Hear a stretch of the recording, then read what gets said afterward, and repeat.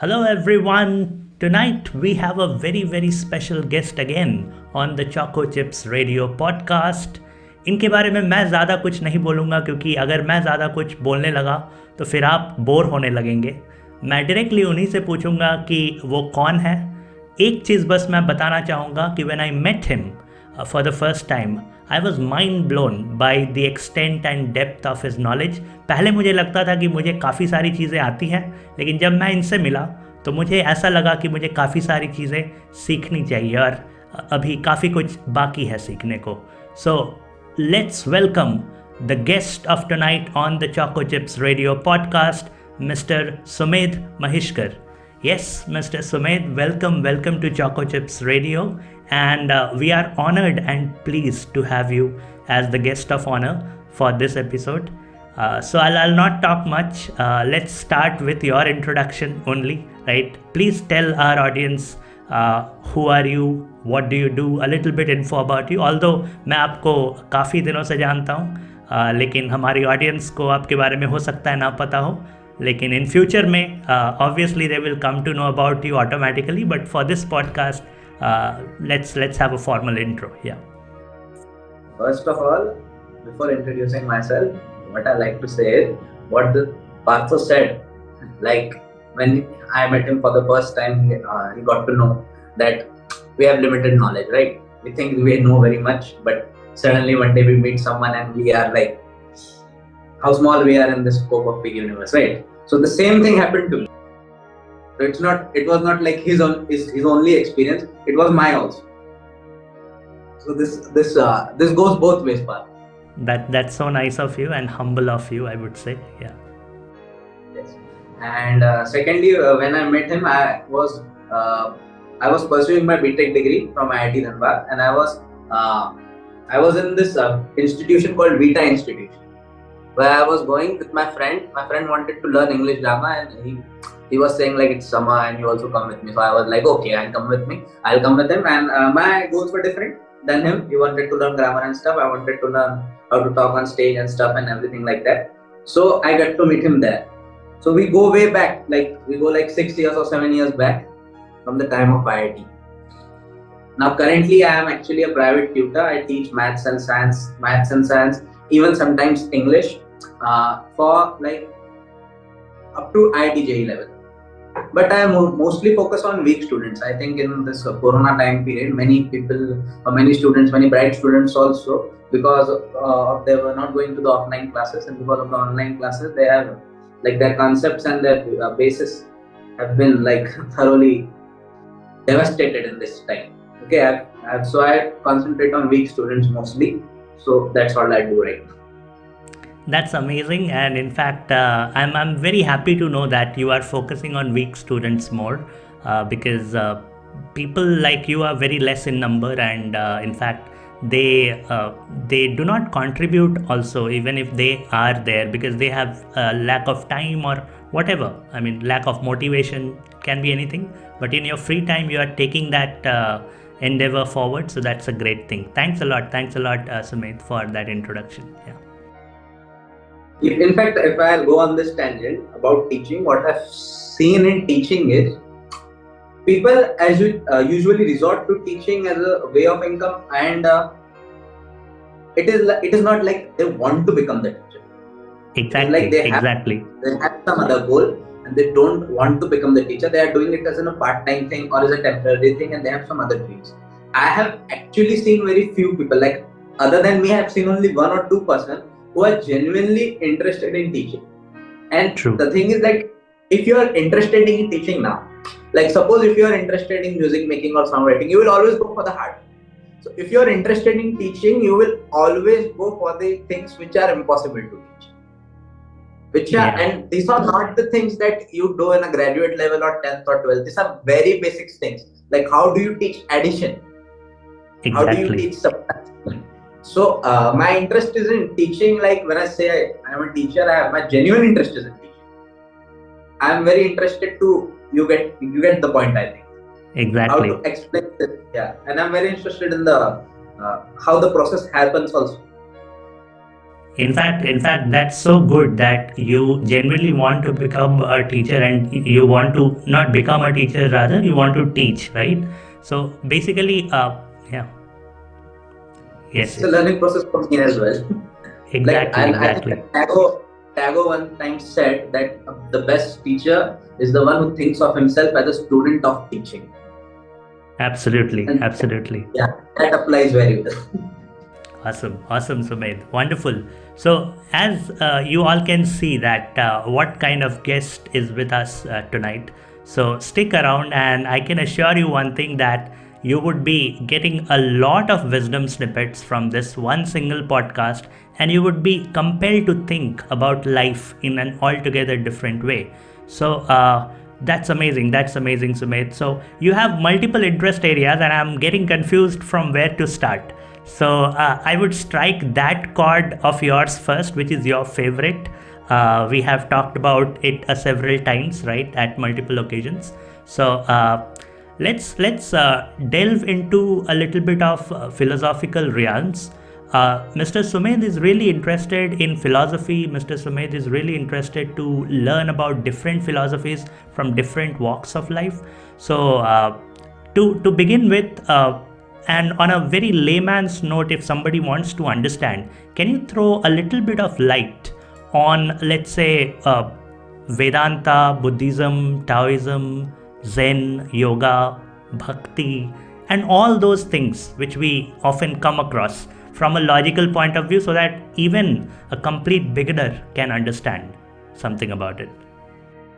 So first thing I want to clarify is, although we are using the term philosophy, I'm not interested as much in philosophy as much as I am interested in seeking. So you can say that I am a seeker, not that I am Definitely, a yes. philosopher. Yeah. So that is a very basic difference, because I'm not into like reading many books. Although I read books, I'm not saying that I'm not reading books. I'm much into the experimentation phase of it. So first thing that we can clarify is that this thing we should not call philosopher; it should be seeker. Okay. Okay, In fact, cool. yeah. In fact, in the I think in the Western areas, J. Garfield has said, or some people have said, that people there don't consider Indian philosophy as a philosophy. They say that the philosophy tradition begins from Socrates, and it is a totally European American, or it is a totally Western phenomenon. It's not happening here in Asia. Okay, Okay, so okay. that distinction is necessary, because the way means, if you have read Western philosophy, you will get it. I don't think the teachers and viewers have read about this. So I'll go into the Indian philosophical part directly. Okay, I'll go Sure, to the sure. Indian seeker. Sure, definitely, and it's a great revelation. In fact, I also thought that everything we can club under philosophy. So that, okay, philosophy is a Western term we have introduced. Yes, so that's a great bit of learning. Yeah. Yeah, there are people who are trying to, like, the Kyoto school of there's a Kyoto school of philosophy. Okay, so it is using Wittgenstein terms, and it is using the terms from the Western philosophers such as Wittgenstein and Camus and Nietzsche and something like that, and they are trying to modernize, to get in that, to get into that group. You're getting. Yeah, yeah. But even today in colleges and stuff, and the graduation degrees and stuff, Indian philosophy is merely a very small topic, and the whole thing is like from Socrates to up till now to Wittgenstein, you can say, or to you can say Isaac. It's not there are no Indian mentions of Indian philosophers here. You are getting my point, I think. Yes, yes. Yeah. Yeah. So talking about the seeking stuff. Okay, it began, like, I think it began from the time when mankind was born. And okay, so we are going way back, like 4,000 years. Okay, when I think Okay, language okay. was first introduced, and we were able to keep the record of the language, not in a like we can write it down somewhere. Okay, so there then you can see, like, the So are you talking about those stone things which were discovered long ago, like rock first, I think, yeah, scriptures yeah, or yeah, something? Yeah, okay. yeah, which lasts for, like, they are lasting till now, right? Earlier than Yes. that also, like, humans have tried to write on something like palm leaves and stuff, but they were not able to preserve it. So we don't have the True. records of it, right? True. So I'm talking about way back when first time, like, we think the globalization and the world connected right now. Okay, the first event when it happened, I think when the language was written. That was the first phase. The language, the knowledge can transfer from one place to another. Yeah, without being distorted. Yeah, so that happened back then, and I'm talking about that. So that inquiry began. Curious people start to inquire. Okay. Yeah. So in India also, if you see the inquiry of the initial phase, it's same as throughout the world. It is what happens after death. What is this? What are stars? Okay, that happens. But what happens is, after some time, the Indian subcontinent starts focusing on a completely different aspect rather than the Western subcontinent. Okay. That's a very important point you are mentioning. I mean, most of the people, majority thinks that everything is somehow connected to that one thought or something like that. Everything is fusing into one. But as you said, that Indians started the investigation in a different way. Yeah, please continue. Yes. Yeah, they began with like, what are the stars, what are this, and in the Rig Veda you can see, even you can see Rig Veda, some classes are there, like they will say that my farm should get the water and my neighbor's farm will not get the water, which are not spiritual at all, right? Obviously, they are yes. So Rig Veda has a significance of that as an encyclopedia. That's what I'm saying. The first time that the globalization in a scale which was like, means it was a turning point for that time, when the books were written down and the information from everyone was starting to collect. Even the ordinary person was putting some information, even the spiritual person, and the inquiry was very much, you can say, open. Okay, but slowly, the Western and the Indian or the Indian subcontinent start taking different shape. Okay, whereas the Indian subcontinent was very much interested in the study of mind, or you can, I'll call it inner sky. Okay, the Western subcontinent was very much interested in study of the outer sky. Okay. Indian subcontinent was very much interested in the inner sky, in the sense they wanted to know about the truth about the inner sky. That, like, who are we? These are known as like existential questions. Okay. And the Western, although they were inquiring on it, okay, but they didn't have like much agreement on many things. Everyone was having his own views. You're getting the point. Yeah. And they were like very much concerned about objects that we can see.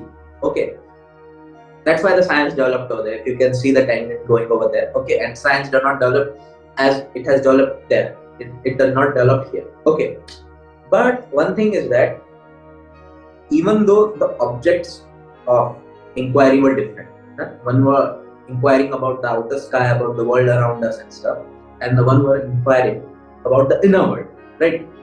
Even though the object of inquiry was completely different, their, what we can say, their curiosity or their fire to know the truth, okay, and know it not in a way like it's dogmatic or stuff. Know it in a way that it's like you can experience it and stuff.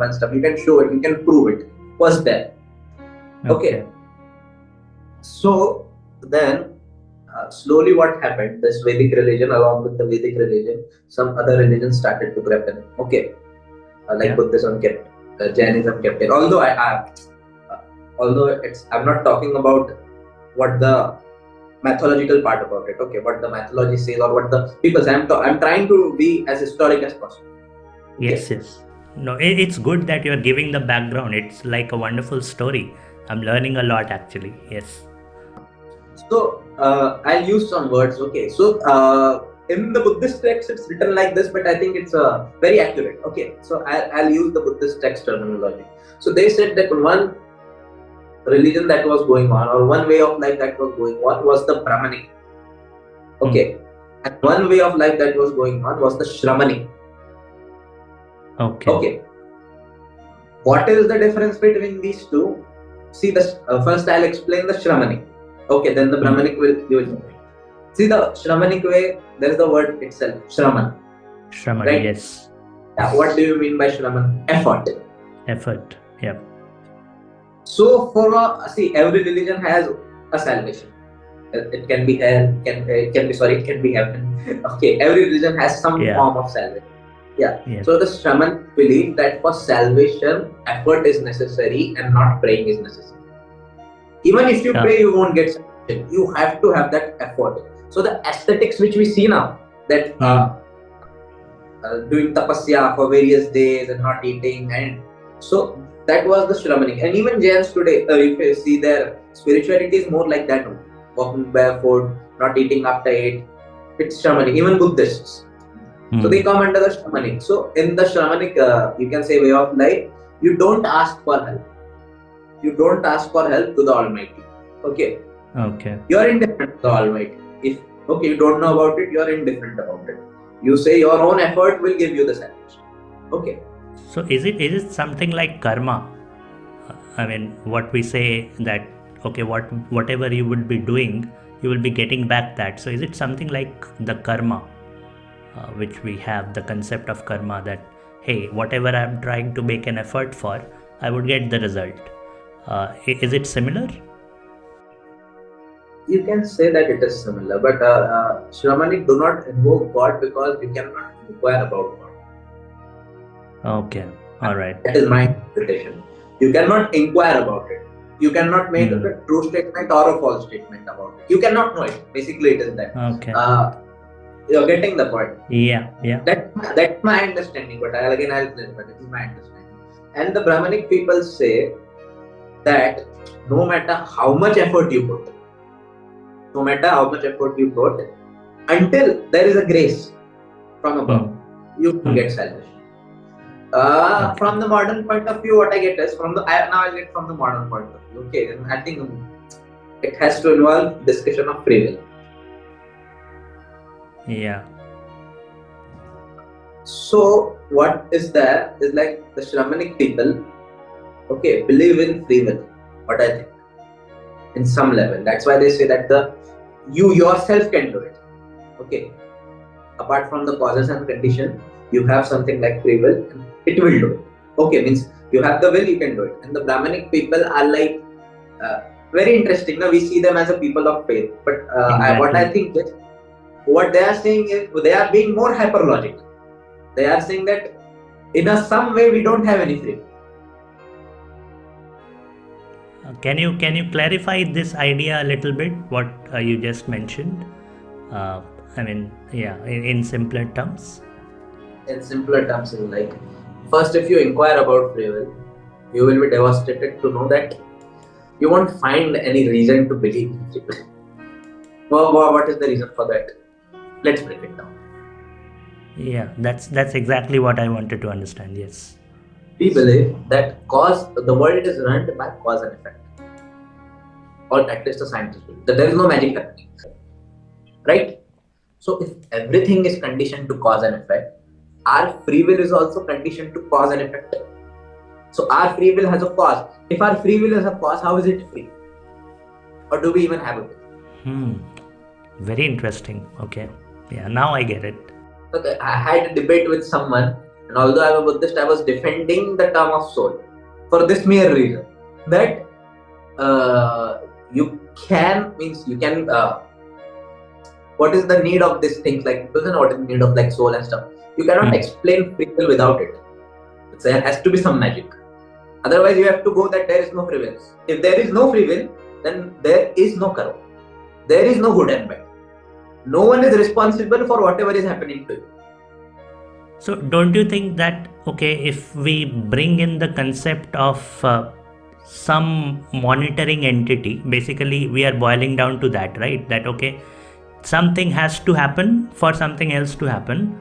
So even if we talk about the concept of soul, so at that time, how would you justify a soul? As you said, magic has to be there. So how would you justify that magic by the cause and effect thing? Can't justify. No, that's the. Okay. So basically, it is like the last question, asking why, and after that, you are not getting an answer.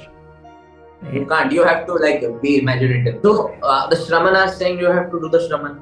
You have to work very hard, right? You have to do the effort and stuff, and then you will get by your own effort. So somewhere they are believing in free will.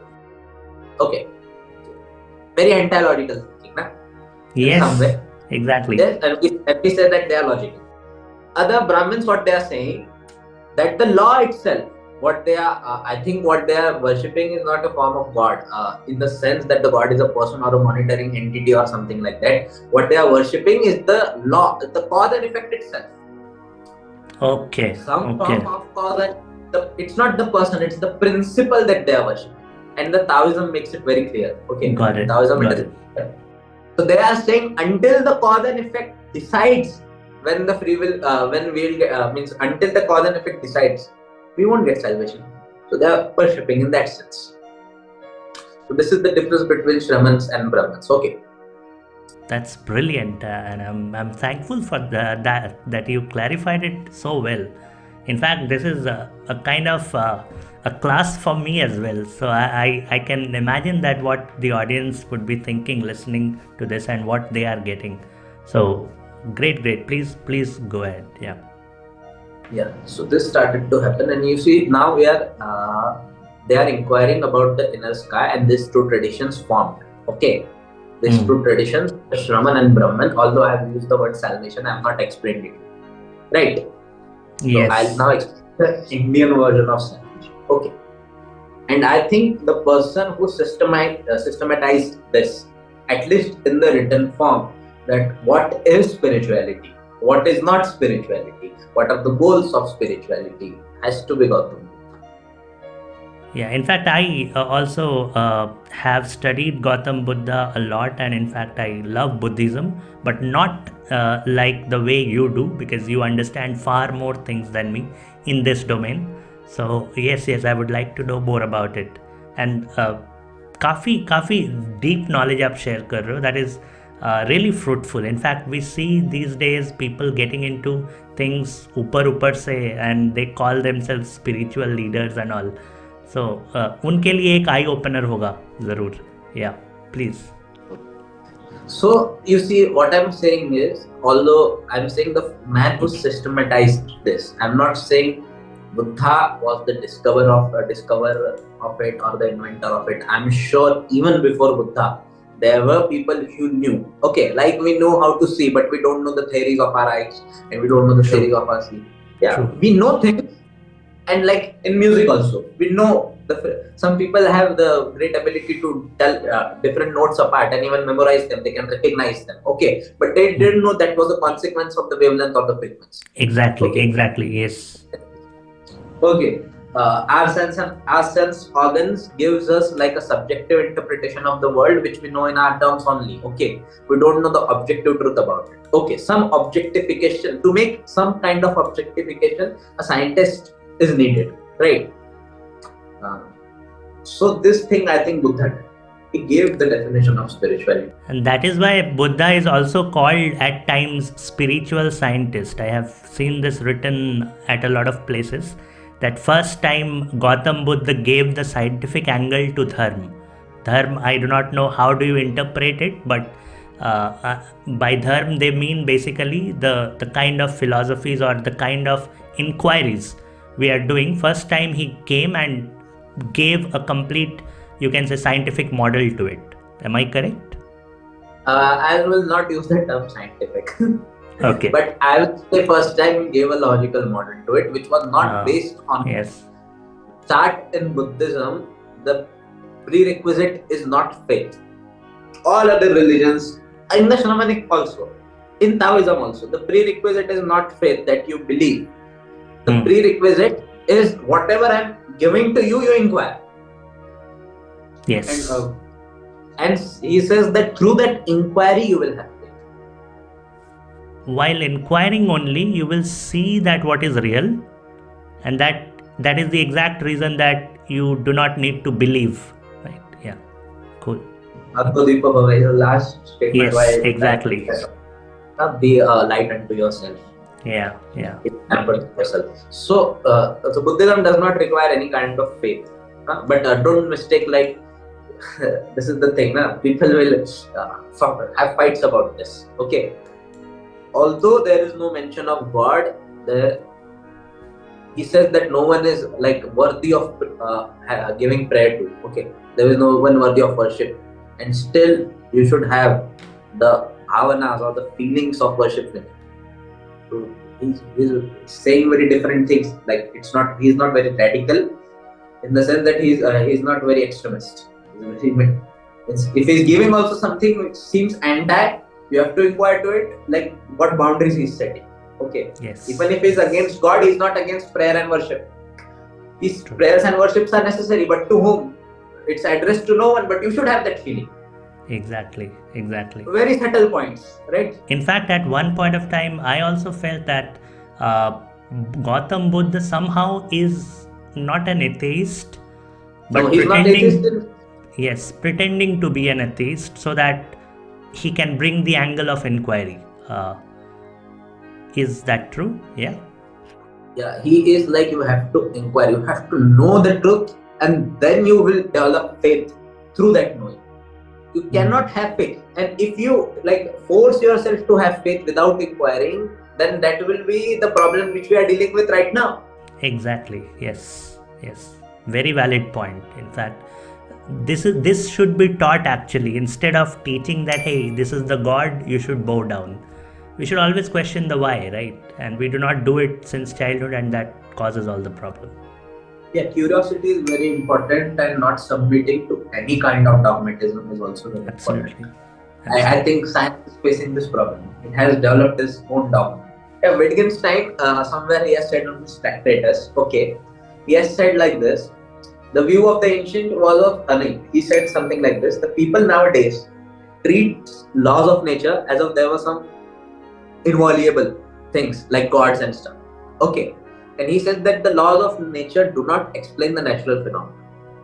Okay. They are just a model to it. But how he puts it, it's very important. Okay. He says that both views are wrong. The laws of the people, the scientific people, they are having views, they are also wrong. And the ancients, their views also wrong. But he says this, that as far as ancients are concerned, they have a clear terminus. That after this we don't know. After God we don't know. But the modern science pretends like everything is explained and everything is explained. Yeah. Wittgenstein, you're getting the point. Yes. It has no clear. Yeah. Even though science has a terminus, it is not willing to accept it. True. This is what I think. Absolutely. In fact, there is a dead end. As you said, science has a terminus. So. Yes. But what I feel is that what is the difference between the spiritual outlook, or let's say the other outlook, which is other than science, is basically, even though science has a terminus, it keeps the door open. It is more open-minded. That's what I feel. Or let's say the religious things, they are not that open-minded these days. We close our minds. Nobody is ready to accept that your traditional beliefs can be broken. So their science takes an edge, what I feel. The Western conception of a religion is very different from Indian conception. True, definitely. Yes. Today I'm very sad that this is getting westernized. We never said that one book is the last book. You know the stories of Vedas.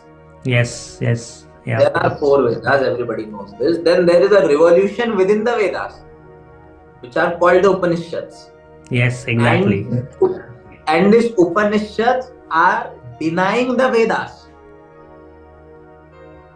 And when this revolution happened, 1500 years ago, or 2000 years ago. Yeah. I have not seen any other religion like that. I have seen this thing only in India.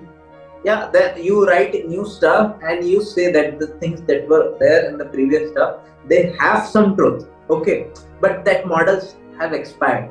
Now we have new models. Exactly. Okay, just as that. Yes. So we have not conformed to any book, Partho, have we?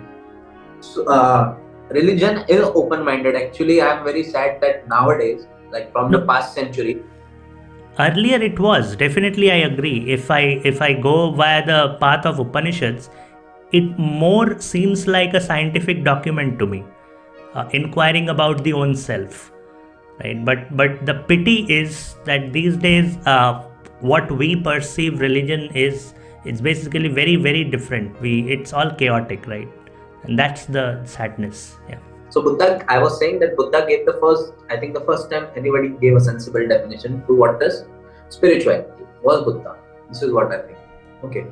So now what the Buddha did, his definition of spirituality is given, I think, in the Four Noble Truths. Okay. It says you can start there. Okay. Although progressing Mahayana Dhyana is even Buddha. The Mahayana Buddhism and the Nagarjuna Divine is even Buddha, but it is a very good starting point. Okay. And it will get you to the things, like it will get you to the main point, what the spirituality is trying to achieve and what it is not trying to achieve. Yeah. Are you okay? Yes. So the Four Noble Truths are, there is suffering. There is cause to suffering. Okay. If you remove the cause of the suffering will end. So there is an end to suffering also. Okay. And there is a way to end this suffering. Yeah. It is all dealing with human suffering. Exactly. Okay. Anything other than that is not spirituality. So we can consider Buddha as a doctor as well, who basically cures. Yeah, he has said that people should treat him like a doctor. Okay. But but what is different than in science and this? What is different in science and this? We'll get to it later. Okay. But now he's saying that, okay, we'll get to it later. But now he's saying that spirituality has to do with human suffering. Okay. And it has to find a way to eradicate suffering. Okay. That eradication of suffering is the salvation of the Indian subcontinent. Okay. It is not some heaven. Okay. It's not some heaven that you go to. It's not some place where you go to. Okay. It's not a state of meditation. It is just eradication of one's own suffering. So I have a very curious question here. So if I put this question to the Western philosophies, that okay, you are inquiring about the outside world, right? That if I consider it as a suffering for the mind, you are always restless, thinking about stuff that, hey, what is that? What is this? So can we conclude that the Indian form of philosophy or Buddhism in specific is talking to end that suffering even? If we talk about all the sufferings, can I call curiosity of the mind as a suffering as well? Because ultimately it is keeping you restless, right? I will answer to it. Okay. They want to have a remedy to suffering which is almost independent of whatever is happening. Okay, this is very difficult to perceive for me. Can you draw an analogy or an example? So Buddha's example in the Pali Tripitaka, there is written somewhere on like that people came, okay, people tried to spit on Buddha.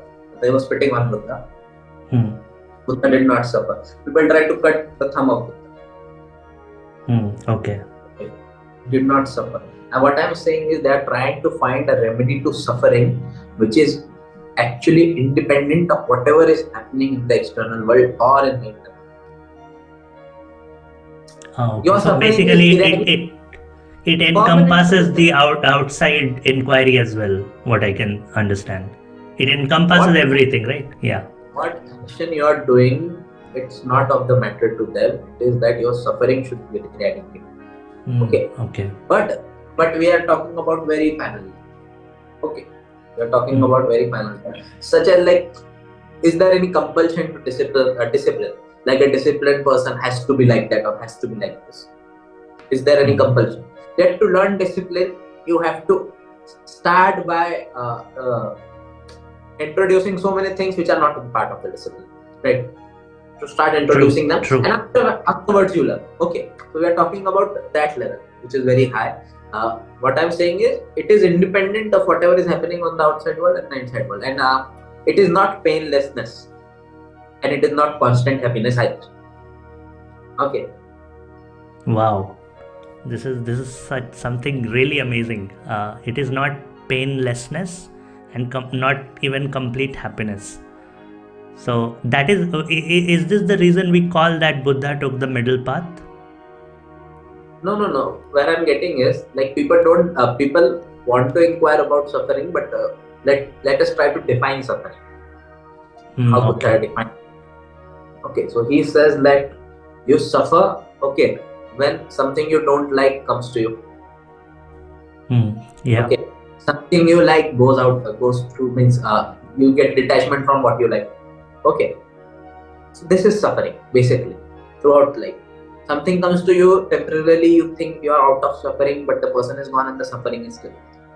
Okay, something you like goes from your contact or something like that, and the suffering is still there. So it has to do with coming and going of things. You're getting it. Yeah. Favorable Yeah. thing comes in your life, you think you're out of suffering, but you're not out of suffering. It is that your state of non-suffering is dependent upon something. Okay, so as soon as you collapse, that dependency, your suffering is still. Got It is it. like it hides somewhere. Okay, it's not Got gone. it. It hides. Yeah. You're getting. So they want to find all the Indian subcontinents, all the Indian seekers. They want to find a way out of suffering, which is like this, which is permanent. Getting Yeah. some Yes. else. Yes. Yeah, and how do they achieve this? This is the question. So they achieve this through the inquiry of your own inner self. Okay. The Brahmanics and the Upanishads, what they do is they inquire about things, okay, which we think is us. For example, if I told you, like, who are you, Bharat? Okay, okay. Then you will say that if I ask you, who are you? Okay, this was there. Someone did this in Buddhism. Who are you? You will say Partho Mishra, and I'll say no, you're not Partho Mishra. Partho Mishra is your name. Okay, how can you be your name? You can't be your name, right now. Yes. Yes. Yes. Yes. Then you will say that no, I'm a YouTuber. Okay, then I'll say no, you're not a YouTuber. YouTuber is your occupation. How can you be your occupation? Cannot be your occupation, right? Then this will go on and on. Okay, this will go on and on and on and on and on, and you will say no. Then we will get to this. You are your body. You will say, and this the materialist will not deny. I am my body. Okay, but the thing is this: you are not understanding the depth of inquiry here in some way.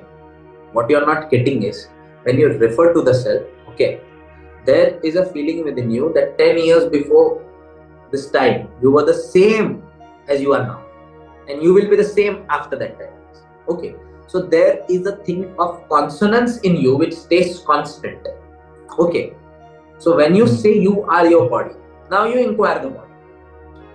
All the cells, I think within 15 years, even the brain cells, they change. Okay, Yes. so if you say you are your body, so all the cells have changed. You are saying after every 15 years, new Partho has been born. You're not saying that, right? But they will say, see, inquiry into the body reveals that there is no permanent element in the body. Correct? So you cannot be your body. From moment to moment, it is changing. Okay. Then you will say, no, I am my feelings and sensations. You can say that. Yes. Right? Again, you apply the inquiry. You see, is there any permanent feeling or permanent sensation throughout? Okay. You may say, no, the sensation of I is there, that me is there, but in deep sleep, it is not there. Wonderful. Yes. Obviously, in deep sleep, it is not there. Yes.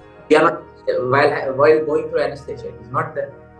True. So it is you're saying that every time you wake up, there is a new you. You're saying like that. So they will say, no, you are not your feeling and sensations, and they deny everything. This process is called as neti. Okay. This is the goal of meditation as well, which we will get. But this process is called as neti. Neti means not this, not that. Anything which you think is you, is yourself, just inquire about it. See if it is a subject to time or not. If time changes, does it change or not? And if it changes, what is problem? So in mathematical terms, we need to see whether it is a function of time or not, right? Yeah. Because if it is a function of time, that you cannot wait. So you go to feeling sensation, you go to body. Okay.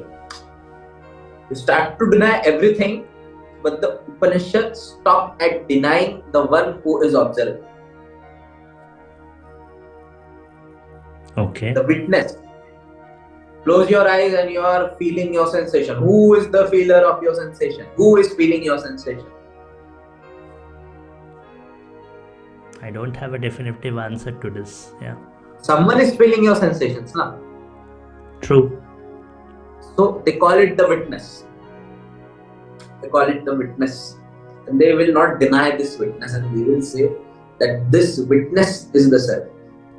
And you see, this witness is independent of feelings, sensations, body, any object outside the world, right? Seems to be independent. So therefore its permanence. Wow. So that basically means now I'm getting into this. So basically, even when we are kids, that witness is present if we see. The only thing is we do not know about it. But now when we think that, okay, am I the witness? So the answer is yes. Because I am always present as a witness, whatever it is. Right? Wonderful, wonderful. But the problem of human suffering is if it is the witness. If it is only the witness, if the self is actually only the witness, then all that you wanted, okay, all that you wanted, all your desires and this stuff, you think that you are that. You start to think that you are your desires, and then the suffering arises. Okay, because if you are actually a witness, okay, to everything that is happening, that is happening, if you are actually a witness, and there are various models of it also about the witness. There are dualistic models which will say that the witness is independent of the whole world, and then you can say that then it becomes like soul, like the Christian term. But the Atman and self is not like soul, because it is expressed in a different term. Okay. In fact, so why we are doing this exercise? You will say, if it has no use, it has some use. What it has use is like you will gain some form of independence. Some form of independence you will gain. Some form of detachment you will gain through this exercise. This is not the end result. Okay. What is the end result then? Yeah, even I was coming to that, but glad that you brought it up. Yes. What is the end result then? Then it said that while witnessing, as you are witnessing, becomes unbiased. Okay, devoid of emotion, feeling, sensation, detached. Then this paradoxical claim comes that the one who is watching gets watched. That is that. And this is where we surpass logic. You're not being illogical. To explain this, this is the place where we surpass logic. Okay. In the scientific term, I'll say to it is like people. I think Gödel's incompleteness theorem is a very good example.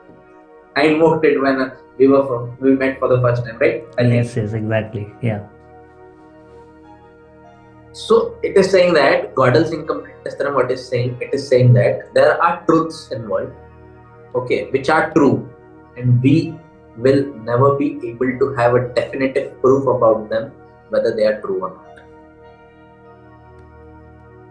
Okay, you can start from some, okay, if I explain in simple terms, you start from some axioms, okay, and the goal of science is starting from some axioms, you want to know the whole truth of the world, the theory of everything. True. What else actually disproved this? He says that if you have some axioms and you inquire the world around you, I can show you that there is one truth which your axioms will not prove that it is true. At least one is there. So does that mean that our inquiry is a sheer wastage at the end? We cannot inquire. Like Nisha put it, my friend was saying, my friend told me once, like in the Nishan term, but it is also in Buddhism. So he says that truth are of two kinds. One is utilitarian truth and one is objective truth. Okay. So utilitarian truth is obviously relative truth. It has some utility to it. And about objective truth, Nisha said that there is nothing, means we don't have any objective truth. Okay. Then you will say that why did he said this statement also? If you don't know anything about objective truth, why did he said that we know nothing about the objective truth? Okay, something like this. Hmm. So he said that this statement itself is a utilitarian truth. That you get to know the means you get to know that objective truth is there, but I'm speaking it in terms of the utility. This term has some utility. You get to know something when I say to you that there is no model of objective truth that we have, something like this. True. Okay, True. so it goes into that realm. Are you Brilliant. getting? Yeah, yeah, absolutely. I don't. Okay. So basically, it is like saying that whatever we are trying to say about the end result, it is from a utilitarian perspective. Am I correct? Yeah, every truth that we can inquire about is actually a relative truth on it. Is not the ultimate model of the truth. But then what is enlightenment? What is the salvation we are talking about? And another meaning of salvation, we said that we, in the Upanishadic way, we go to the witness, okay? And the process stops when we say that the witness is observed, okay?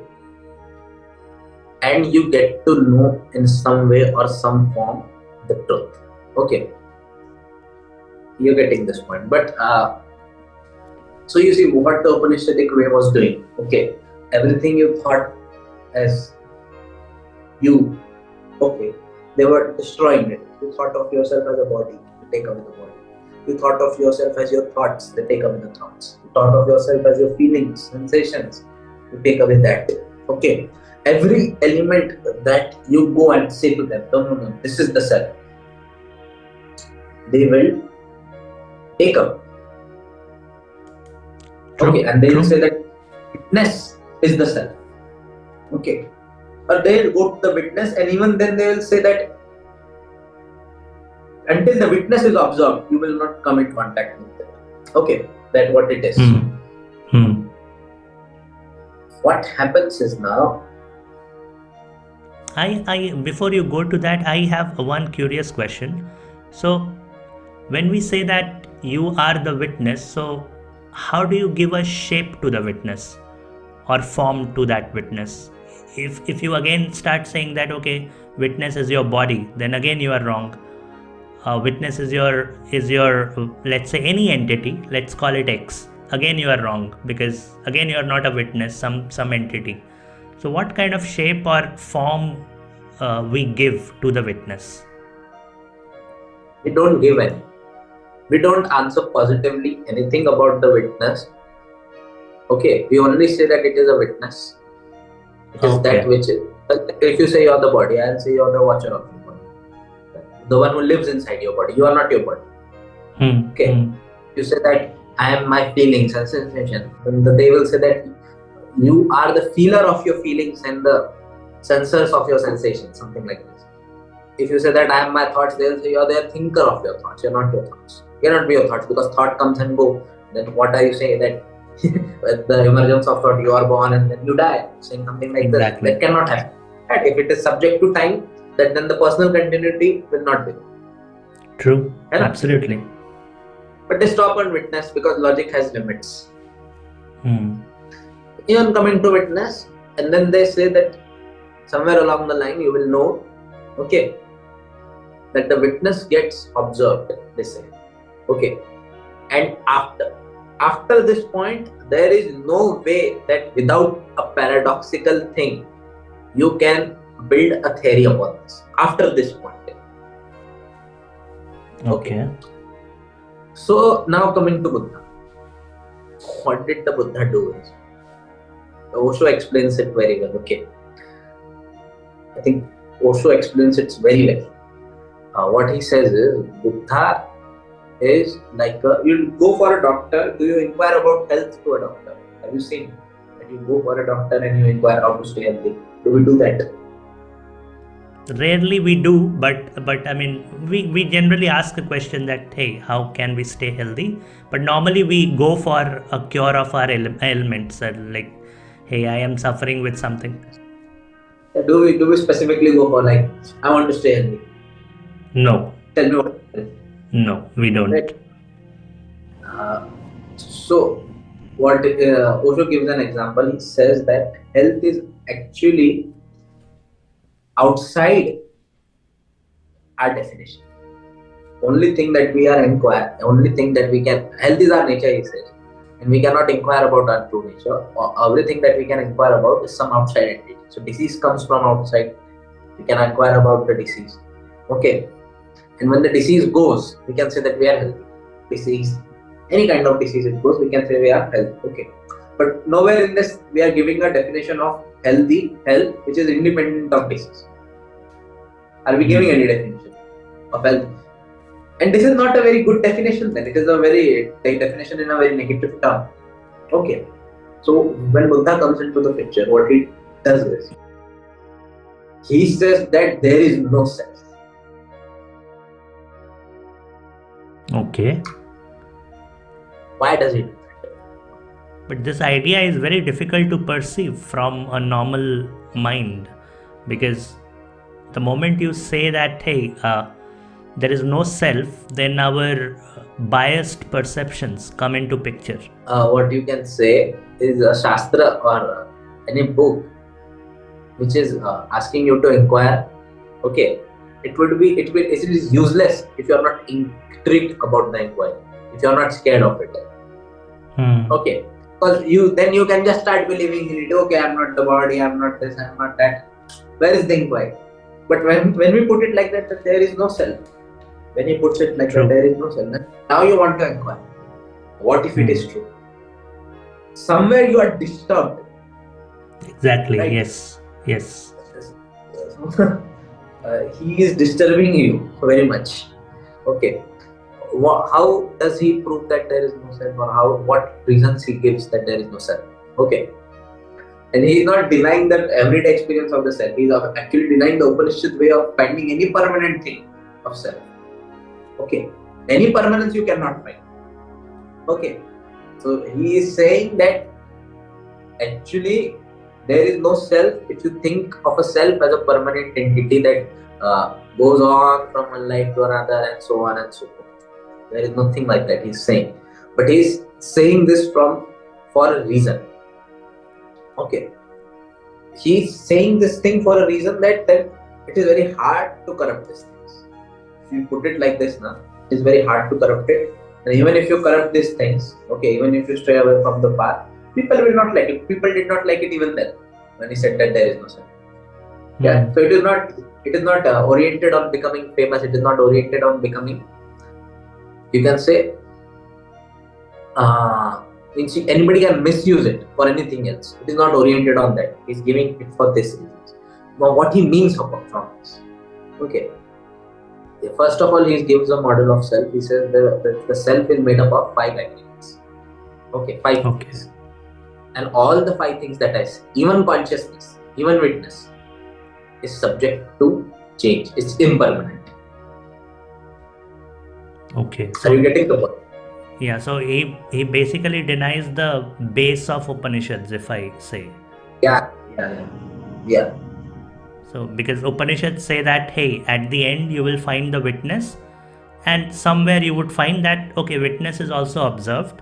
But beyond that, we cannot explain. But he also denies that, okay, it is also not permanent.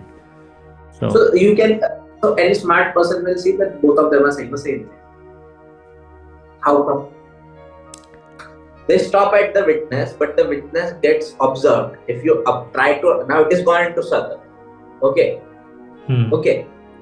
So you can say that the witness get observed, and is there observer or observer? There is a logical fallacy over there, but what they are trying to convey is after that it is beyond logic.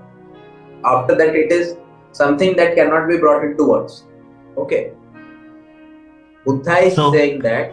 So can I say that we can only experience, otherwise there is no way? Even to say that is problematic. But who is the experiencer? Buddha is very much attuned with this thing which Wittgenstein said in Tractatus. At the end of Tractatus, Wittgenstein said that which cannot be said must not be said.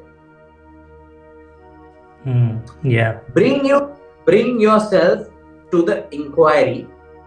Okay.